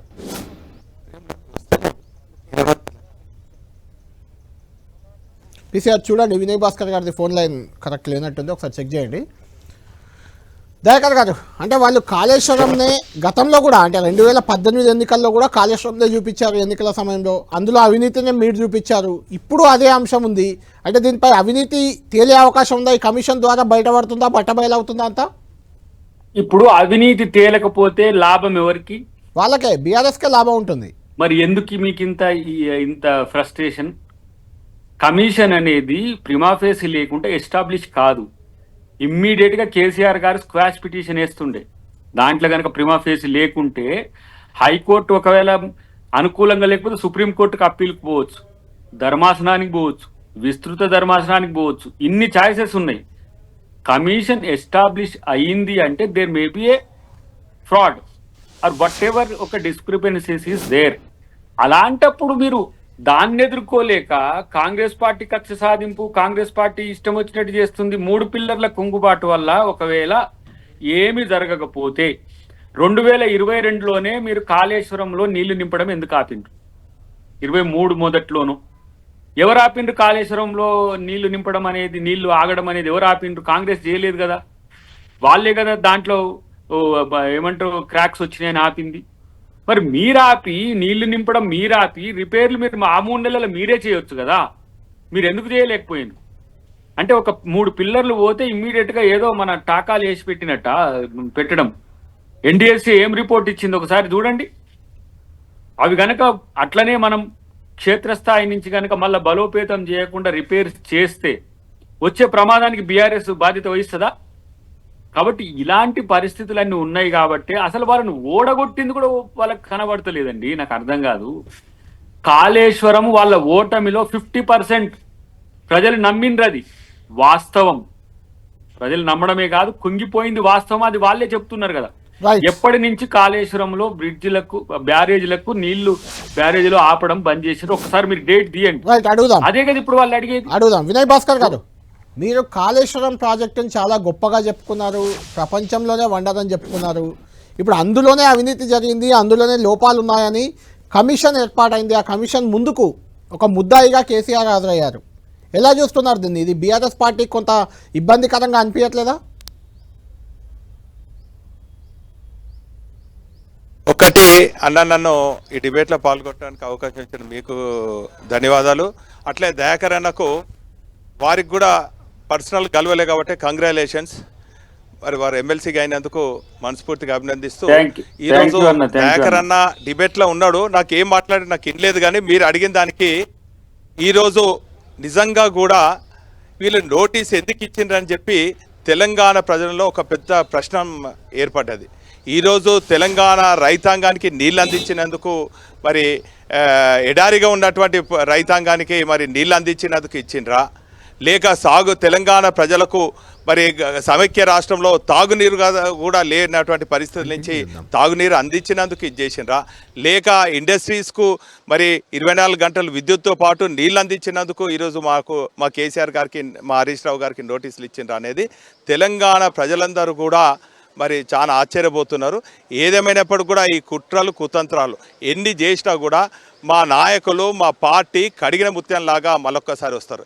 ఈరోజు 60 ఏళ్ళ తెలంగాణ ప్రజల కలలను మరి త్యాగాల పునాదిపైన స్థాపించినటువంటి టీఆర్ఎస్ పార్టీ, బీఆర్ఎస్ పార్టీ సాధించినందుకు మరి ఈరోజు నోటీసులు ఇచ్చిండ్రా, గాంధీ మార్గంలో సాధించినందుకు ఇచ్చిండ్రా, లేక సాధించినటువంటి తెలంగాణలో అంబేద్కర్ గారి ఆశయాల సాధన కోసం భారత రాజ్యాంగంలో పొందుపరిచినటువంటి 2 ప్రాథమిక హక్కులైనటువంటి విద్య, వైద్యం 10 ఏళ్లలో దేశంలో ఎక్కడ కూడా ఇవ్వనందుకు కేసీఆర్ గారికి మరి ఈ ప్రజలకు అందించినందుకు నోటీసులు ఇచ్చిండ్రా.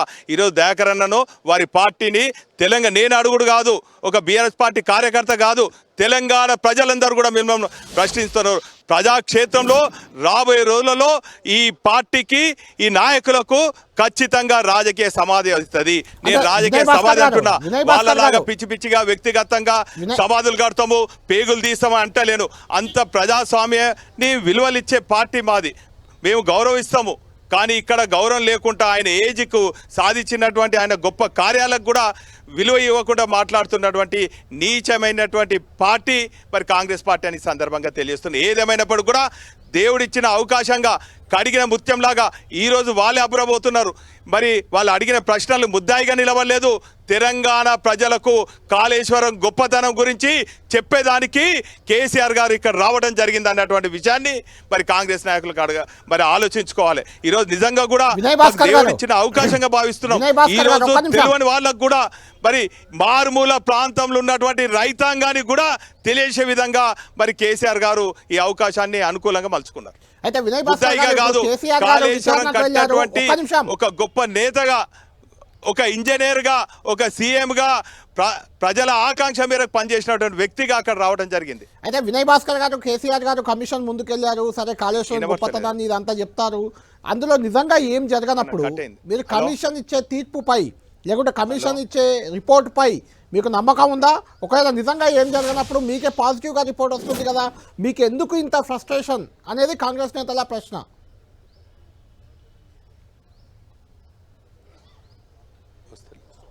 నువ్వు చెప్పేదానికి వినబడతలే, అది సమస్య. వినయ్ భాస్కర్ గారు ఒకసారి చూడండి. రైట్, రాకేష్ రెడ్డి గారు కూడా, దయాకర్ గారు ఒక్క నిమిషం, బీజేపీ నేత, BJP MLA, Armoor MLA Rakesh Reddy గారు కూడా మనకు లైవ్లో అందుబాటులో ఉన్నారు. రాకేష్ రెడ్డి గారితో మాట్లాడదాం. రాకేష్ రెడ్డి గారు ఎలా చూస్తున్నారు మీరు దీన్ని? వీళ్ళిద్దరితో మాట్లాడి ఒక్కటి చూసుకొని వస్తా నేను ఒక 5 నిమిషాలు మళ్ళీ.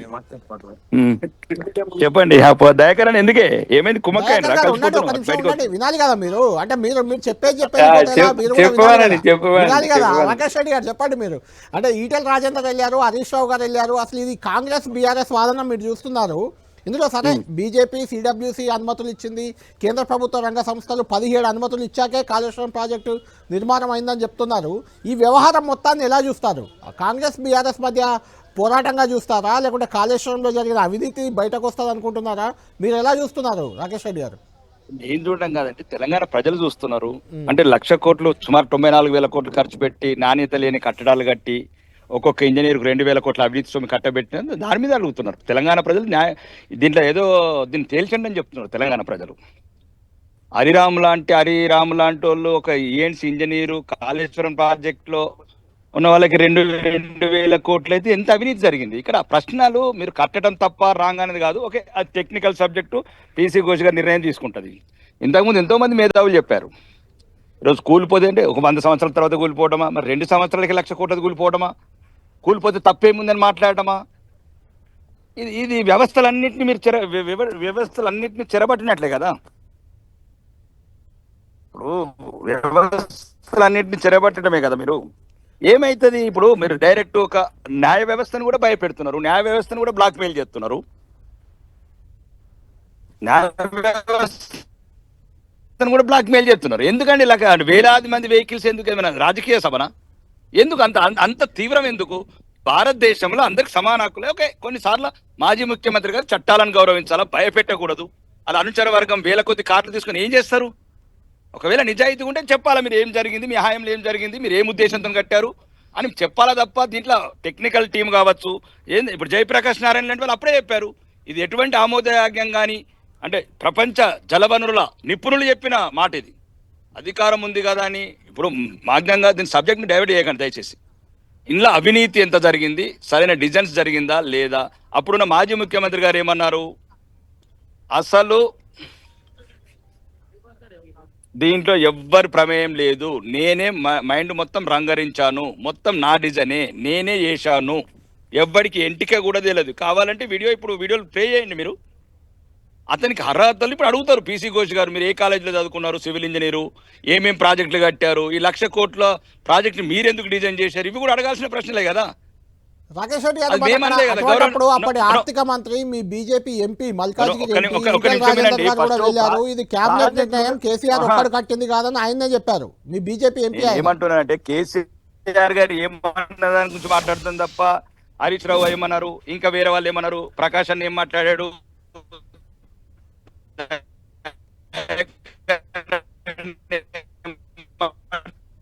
రైట్. రాకేష్ రెడ్డి గారు మీ దగ్గర సిగ్నల్ ప్రాబ్లం ఉన్నట్టుంది. వినయ్ భాస్కర్ గారు మీరు చెప్పండి. అతను చెప్పింది మాజీ ముఖ్యమంత్రి గారు. వినయ్ భాస్కర్ గారు మీరు కాళేశ్వరం కమిషన్ ముందు బల ప్రదర్శన వెళ్ళారా? ఎందుకు జనము అన్ని కార్లు అని అడుగుతున్నారు? అన్న రాకేష్ అన్న నమస్తే. ఈరోజు ఏదో ప్రతిపక్షంలో ఉన్నాడు కాబట్టి ఆయనే మరి ఆ తీరిక ప్రశ్నలు ఇస్తుంటే, ఈరోజు కేసీఆర్ అంటే ఒక దేవునితో సమానం. తెలంగాణ ప్రజల్లో ఆయన అడుగు తీసి అడిగేసినా కూడా ఆయన చూసేదానికి, ఆయన మాటలు వినేదానికి, ఆయన చేసే కార్యక్రమంలో పాల్గొనడానికి లక్షలాదికి వస్తుండ్రు. ఈరోజు ఒక కమిషన్ ముందు ఈరోజు కోట్లను గౌరవిస్తలేరు అంటారు. కమిషన్ గౌరవించే ఈరోజు వారికి మరి అక్కడి నుంచి అంత దూరం నుంచి కమిషన్ ముందు రావటం జరిగింది. ఈరోజు కమిషన్ గౌరవించే వాస్తవాలు చెప్పడం జరుగుతుంది. ఈరోజు ఎందుకు వచ్చిండ్రు అంటే ఆయన మీద అభిమానంతో వచ్చిండ్రండి. మొన్న రాలేదు ఎల్కదుర్త మన వరంగల్లో సభ అయినప్పుడు లక్షలాది మంది వచ్చిండ్రు. ఎండను కూడా లెక్క చేయకుండా వచ్చిండ్రు. అయినా రాకేష్ నాకు తెలియదా, ఆ రోజు వాళ్ళ సెంట్రల్ మినిస్టరే చాలా సందర్భాలలో కాళేశ్వరం ప్రాజెక్ట్ బ్రహ్మాండంగా ఉన్నది, ప్రపంచాన్నే అబ్బరబోయే విధంగా ఉన్నది, ఈ కాళేశ్వరం ప్రాజెక్ట్ ద్వారా తెలంగాణ ప్రజల దహార్ది తీరింది, తెలంగాణ రైతాంగానికి నీళ్ళు అందినాయి, ఇదే కాకుండా ఇండస్ట్రీస్ కూడా నీళ్ళు వచ్చినాయని వాళ్ళ స్వయంగా అప్పుడు ఉన్నటువంటి కేంద్ర మంత్రి చెప్పిండండి. ఆ రికార్డ్స్ తీయండి రాకేష్ అన్న, జరగ అవి చూడు. రైట్, కొంచెం బ్రేక్ అయింది కానీ అవన్నీ రికార్డ్స్ చూడు మాట్లాడేది. ఇప్పుడు ఒకటి కేసీఆర్ ని దేవుళ్ళ లెక్క మొక్కుకోమని మన అన్నను వినయాన్నను, కానీ దొంగతనం చేయమని ఎవరు చెప్పిండ్రు? మీరు చెప్పిండ్రు ఏమన్నా ఆయనకు? నేను కాదన్నా, తెలంగాణ ప్రజలు నేను నాతో కాదే పాటు అన్న, మూడు నాతో పిల్లర్లు పాటు కుంగింది తెలంగాణ ఎవరు? సాధించినందుకు ఆయన దేవునితోని సమానం దేవుడైనా దొంగతనం చేస్తే దొంగనే. అన్న. ఇది దేశంలో గుర్తుపెట్టుకోండి. ఇది వినే, అన్నా, నేను ఒక మాట చెప్తా వినే అన్న విను. అనే 3 ఇదేంటన్నా, పిల్లర్లు మీ కుంగి కాంగ్రెస్ హయాంలో అనేక ప్రాజెక్టులు అవినీతితోని ప్రతి అయి దానికి కుంగినాయి, శిక్ష ఉంటది. కొట్టుకపోయినాయి అన్న. ప్రతి మీ దానికి శిక్ష కాంగ్రెస్ ఉంటది. హయాంలో కట్టినటువంటి ప్రాజెక్టులు ప్రతి దానికి కట్టిన ఎక్కడ అవినీతి ప్రాజెక్టులు జరిగినా కుంగిపోవడం కాదు, కొట్టుకపోయినాయి అన్న. మీ కాంగ్రెస్ హయాంలో ప్రతి అంటే ఇప్పుడు దీన్ని కొట్టుకుపోయినాయి. వదిలేయమంటావా? ఇప్పుడు దీన్ని వదిలేయాలంటారా? ఎందుకు వదిలేస్తారు? మీరు వదిలేయలే కదా. అదే ఇప్పుడు కాళేశ్వరం మీరు కింద పోయింది వదిలేయలే కాబట్టి కదా. మీరు పట్టించుకోకుండా తెల్ల కాగితం మీద వదిలేయంటారా? కింద నల్ల మార్చుకొని చూపెడుతుండ్రు. ఇప్పుడు దానికి ఏమో కాంగ్రెస్ మీరు వాళ్ళు ఎందుకు- చేసిన దానికి మీరు ఏమో వదిలేయమంటే శిక్షలు వదిలేరు పడాలి. కదా. ఆయన మీరు ఏం చేస్తే జరిగింది? మాత్రం వదిలేయాలన్నా ఎట్లా? కాబట్టి గుర్తు పెట్టుకోండి, మీరు ఎవరు చేసిన తప్పు అవినీతి చేయకపోతే మేము చెయ్యని దానికి మీద ఎందుకు- మా మీద బురద చల్లుతుండ్రు. ఎందుకు మేము వినయ్ చెయ్యని భాస్కర్ మీద దానికి- రావట్లేదు? మేము చెయ్యని దానికి మా ఎందుకు మీద వినయ్ భాస్కర్ మీద బురద రావట్లేదు? చల్లుతున్నారు. ఎందుకు ఈ మిగతా బురద మంత్రుల మీద చల్లుతున్నారు రావట్లేదు? దయాకర్ గారు, ఎందుకు? దయాకర్ గారు, నేనే అడుగుతున్న ఒక క్వశ్చన్. ఇప్పుడు వినయ్ భాస్కర్ గారు అన్నా, బీఆర్ఎస్ నేతలన్నా ఎవరంటున్నా ఇది కక్ష సాధింపులో భాగంగా మీరు చేస్తున్నారు అనేది ప్రధాన అలిగేషన్. ఒకటి కక్ష ఫోన్ సాధింపు- చెప్తున్నా, ఒక నిమిషం, ఎందుకో చెప్తున్నా. ఫోన్ ట్యాపింగ్ మీద ఖచ్చితంగా. ఒక విచారణ జరుగుతుంటుంది. తర్వాత విద్యుత్ స్కామ్ అంటూ విద్యుత్ కమిషన్ వేస్తారు, ఇప్పుడు కాళేశ్వరం కమిషన్ వేస్తారు. కరెక్ట్ రజతోత్సవ సభకు ముందు కేసీఆర్కు నోటీసులు ఇస్తారు. ఈరోజు కేసీఆర్ కమిషన్ ముందుకు వస్తుంటే ఆడ ఇరిగేషన్ ఇంజనీర్ మీద కరెక్ట్ ఒక గంట ముందు ఏసీబీ దాడులు జరుగుతాయి. ఇవన్నీ కక్ష సాధింపులో భాగం అనేది బీఆర్ఎస్ చేస్తున్న వాదన. ఇది నిజంగా ట్రాన్స్పరెంట్గానే ప్రభుత్వం చేస్తుందా? అందులో అవినీతిని బయటకు తేవాలని చేస్తుందా? లేదంటే కేసీఆర్ని లేకుంటే బీఆర్ఎస్ని భ్రష్టు పట్టించాలని చేస్తుందా? ఒక్కటి, వినయ్ భాస్కర్ గారు అంటే టీఆర్ఎస్ని సపోర్ట్ చేయాలి, రాకేష్ అన్న అంటే బీజేపీని సపోర్ట్ చేయాలి, నేనంటే కాంగ్రెస్ని సపోర్ట్ చేయాలి, నా ప్రభుత్వాన్ని సపోర్ట్ చేయాలి. మీరు చెప్పండి, కాళేశ్వరం కుంగిందాన్ని ఏం చేద్దాం? కుంగిన దానిపై చెప్పండి, ఖచ్చితంగా మీరే. విచారణ జరగాల్సిందే. అయితే ఆ మరి విచారణ అదే అనేది కదా జరుగుతున్నది. కుంగిన దాని మీద జరుగుతుందా, జరుగుతున్న లేదంటే దాన్ని కూడా కేసీఆర్ని ఎట్లా ముద్దాయిగా చేస్తావు నువ్వు? చూపాలని జైలుకు విచారణ పంపాలని జరుగుతుంది, జరుగుతుందా? విచారణలో వినండి, తేలింది కాదు ఏంది? ఇప్పుడు అప్పుడే దాన్ని జైలుకు పంపినట్టు, రిస్టోర్ కేసీఆర్ చేయొచ్చు కు అని బార్లు అన్నారు. పడ్డట్టు, మీరు రిస్టోర్ కేసీఆర్ ఎందుకు చేయలేదు? చేతికి బేడీలు పడ్డట్టు, అప్పుడే ఆ ఇప్పుడు రెండు వాళ్ళు పిల్లర్స్ ఫీల్ మీరు అవుతున్నారంటే రిస్టోర్ ఎందుకు తప్పు చేయలేదన్నా? జరిగిందని వాళ్ళు అంగీకరిస్తున్నట్టు. నేను అంటున్నా ఇయ్యాల తప్పు ఎవరు చేసినా తప్పని ఎక్కడ ఎందుకు ఫీల్ అంటున్నా? అయ్యారు? తప్పు చేసి తప్పించుకోలేరు. రాజరికం మాదిరిగా సెంట్రల్ ఇష్టానుసారంగా గవర్నమెంట్ నిర్ణయాలు కమిషన్ తీసుకుంటే వేసి దాన్ని రిస్టోర్ చేయమంటే ఎందుకు రిస్టోర్ చేయలేదు? నువ్వు ఏదైనా కంప్లైంట్ చేసుకునే హక్కు ఉంది నీకు కమిషన్ ముందు. అసలు మీరు నా మీద ఎందుకు కంప్లైంట్, నా మీద ఎందుకు ఎంక్వైరీ చేస్తున్నారని అడిగే హక్కు కూడా ఉంది కేసీఆర్. ఉంటుంది. అది వినియోగించుకోండి. అసలు వినియోగించుకోవడం పక్కన పెట్టు, మిమ్మల్ని పిలవడమే సమస్యగా అనుకుంటే పరిస్థితులు మరి ఆడ దోచుకున్న వాళ్ళ గురించి ఎవడు పట్టించుకోవాలి? మీకు ప్రతిపక్షంగా మీ సార్కు లెక్క లేదు. ఆయన పోతాడు, గెలిస్తే వచ్చి పరిపాలిస్తాడు, లేకపోతే పోయి ఇంట్లో వండుకుంటాడు. మరి ఆడ ప్రజల సొమ్ము వేల కోట్ల రూపాయలు అక్కడ వృధాగా పోతున్నాయి. అంటే దానికి దయాకర్ గారు, సంబంధించి ఎవడో దొంగ ఉన్నాడు. వాడు పిలవడమే పట్టుకోవాలా తప్పని వద్దా మేము? ఎవరన్నారు? బీఆర్ఎస్ నేతలు పిలవడం తప్పనట్లేదు కదా, తప్పనలేదు కాబట్టే వచ్చారు కదా. నేనేమంటున్నా, వచ్చిన దానికి అంత ఎందుకు అహంభావపూరితమైన ప్రకటనలు కేటీఆర్ చేస్తుండంటున్నా. కాంగ్రెస్ వాళ్ళు ఇట్లా, కాంగ్రెస్ వాళ్ళు అట్లా. నేనంటున్నా, కోదండరాం ఏం తప్పు చేసిండని జైల్లో పెట్టిండ్రు, మీకేం తక్కువ చేసిండని జైల్లో పెట్టిండ్రు? మీరు చెప్పండి. మీకు తప్పు చేసిన వాళ్ళకే మీకు ఇంత అహం ఉంటే, మందకృష్ణ మాదిగా ఏంటి ప్రపంచ తెలుగు మహాసభలను అడ్డుకొని అక్కడ అలజడి సృష్టిస్తాడని తీసుకుపోయి 1 నెల రోజులు జైల్లో పెట్టిండ్రు. 3 రోజులు కాదు, 4 రోజులు కాదు. మీరు చేసిన దాష్టికాలు ఏంటి? మేము అట్లా చేస్తున్నామా? జైల్లో పెట్టాం ఆయన తీసుకుపోయి కమిషన్ ముందు ఎవరు దీన్ని కట్టిందని అడుగుతున్నాం. అరే నా రక్తము మెదడు పెట్టింది అన్నాడు కదా నే బాబు. ఇప్పుడు ఎవడో కట్టింది చెప్పమనంటే ఎవడు చెప్పట్లేడు ఎందుకు? అంటే ఇష్టానుసారం మీ ఇష్టం. అందుకనే తప్పు చేసుడు మీ అంతే, దబాయింపు మీ అంతే. ఇది తప్పు చేసినోడు ఎవడంటే మిమ్మల్ని అడగొద్దు. ఎవరు మీరు? You are the people of India. మిమ్మల్ని అడిగే హక్కు కోర్టులకు ఉంది. అది కోర్టే. కోర్టు ముందు సమాధానం చెప్పడం మనకు తల దించుకున్నట్టు అనుకుంటే ఎట్లా? మీరు చెయ్యని నేరాలకు జైల్లోకి పంపించిన చరిత్రలు ఉన్నాయి కదా. నువ్వు చేసిన తప్పుకు సమాధానం చెప్పలేని స్థితి నీకు ఎందుకు వచ్చింది? కలెక్టివ్ క్యాబినెట్ డిసిషన్ అంటావు, క్యాబినెట్ ముందుకు రాలేదని మా మంత్రి గారు అంటుండ్రు. ఇవాళ నేను అంటున్న ఒక మాట, నిజంగా కేసీఆర్ గారికి చిత్తశుద్ధి ఉంటే ఎందుకు స్క్వాష్కు పోలేదు కమిషన్ మీద? ఇది తప్పుడు కమిషన్ వేసిండ్రు నా మీద అని. అంటే ప్రభుత్వం అంటే మీకు ఇతర పార్టీలు పాలించే ప్రభుత్వం అంటే అంత చిన్న చూపు. ఇలా బీజేపీ వాళ్ళ మీద పడుతున్నారు. ఒక ఆయన బీజేపీ వాళ్ళు కాంగ్రెస్ వాళ్ళు కలిసి చేస్తుండ్రు ఇదని. అంటే మీతో కలిసి ఉంటే మీరు చేసిన తప్పును అంగీకరిస్తే అది వదిలేస్తే మీరేమనరు. కానీ మిమ్మల్ని ప్రశ్నిస్తే మాత్రం మీకు ఎక్కడ లేని కోపం వస్తున్నది. ఇది నడవదు కదా ప్రజాస్వామ్యంలో. ప్రభుత్వంలో మీరున్నట్టు ఫీల్ అయితే కాదు కదా. నేను అంటున్న ప్రభుత్వం తప్పు చేస్తే మమ్మల్ని మందలించడానికి 100 వ్యవస్థలు ఉన్నాయి, మీరు వెళ్ళండి అక్కడికి. కానీ తప్పు జరిగిన దగ్గర తప్పుకు సమాధానం చెప్పకుండా అన్న మీరు కట్టినా కూడా పోయినంటే ఎవడు కట్టినైపోయినా కూడా వాడు బాధ్యుడే. నాగార్జున సాగర్ అంటుండే ఒక ఆయన, శ్రీశైలం అంటే ఇప్పటి దశాబ్దాల తరబడి అది తెలుగు రాష్ట్రాలకు సేవలు అందిస్తున్న వాటి మీద కూడా బడి ఇస్తున్నారు మీరు కట్టిన పిట్టగోడలకు మూడింటికి. ఇలా తుమ్మిడిహెట్టి ఇదంతా పక్కన పెట్టండి సార్. డిజైన్లో 1,50,000 కోట్లైనా పోండి. ఇప్పుడు ఇది మనం నీళ్లు నిలుపుకోలేని స్థితి ఎందుకు వచ్చిందో చెప్పమంటే ఏ ఒక్కరు చెప్పలేకపోతున్నారు. మీరే ఎందుకు నిలిపినరో చెప్పమంటే మా వినయన్న కూడా చెప్పట్లేదు. కాబట్టి ఇది మంచి పద్ధతి కాదు. ఎప్పుడైనా సరే సావధానపూర్వకంగా తప్పు చెయ్యకపోతే మీరు నిజాయితీగా బయటకు వచ్చే దమ్ముంటే ఈ ఫ్రస్ట్రేషన్లు ఎందుకంటున్నా కేటీఆర్కు, లేదంటే కేసీఆర్కి అయినా. ఇలా కేటీఆర్ మాట్లాడుతున్నట్టు ఒక్కడే మాట్లాడాడు కదా. కేసీఆర్ ఈ రకంగా ప్రొవోక్ చేస్తాడు. కేసీఆర్ వస్తే ఎప్పుడైనా 100 మంది వస్తారు, 1,00,000 మంది వస్తారు అనుకోండి. కానీ అలా చేసిన తప్పుకు సమర్థిస్తున్నట్ట అది? తెలంగాణ ప్రజల యొక్క మద్దతు ఉన్నట్ట అది? తెలంగాణ పార్టీగా మీకు బీఆర్ఎస్ పార్టీ నాయకుడు, మా నాయకుడు లోపలికి పోతుండు ఏం చెప్తాడు అని చెప్పి మీకు క్యూరియాసిటీ ఉండొచ్చు. కానీ తెలంగాణ ప్రజలు మిమ్మల్ని ఓడగొట్టిండు. అక్కడ వరంగల్లో వినయ్ భాస్కర్ అన్న ఎన్నిసార్లు గెలిచింది? ఇది ఆయన ఓటమా? ఆత్మపరిశీలన చేసుకోమనండి. ఆయనకు వచ్చిన ఓటమా, ఆయన తెచ్చుకున్న ఓటమా? రైట్. అడుగుదాం వినయ్ భాస్కర్ గారు, కాళేశ్వరం ప్రాజెక్టు లోపభూయిష్టం కాబట్టి దాని ఎఫెక్ట్ మీ మీద పడ్డది, మీరు ఓడిపోయారు, వినయ్ భాస్కర్ ఓడిపోయారు అనేది ఇది గెలిపోవటంలు కాదు అన్న, వ్యక్తుల గెలిపోవటంలు కాదు, పార్టీ గెలిపోవటంలు కాదు. ఆ చర్చ తర్వాత మాట్లాడదాం. కానీ ఇప్పుడు దయాకర్ అన్న ఏమన్నాడు? రాగేష్ రెడ్డి బీజేపీ కాబట్టి ఆయన వత్తాసు పలకాలే, నేను కాంగ్రెస్ కాబట్టి ఆయన అటు, వినయ్ భాస్కర్ బీఆర్ఎస్ కాబట్టి వత్తాసు అంటుండు. ఈరోజు మన సెంట్రల్ మినిస్టర్ గడ్కరీ గారు ఏ పార్టీ అన్నా? దయాకర్ అన్న, సెంట్రల్ నితిన్ గడ్కరీ ఏ పార్టీ? మీతో కలిసినప్పుడు మంచిగా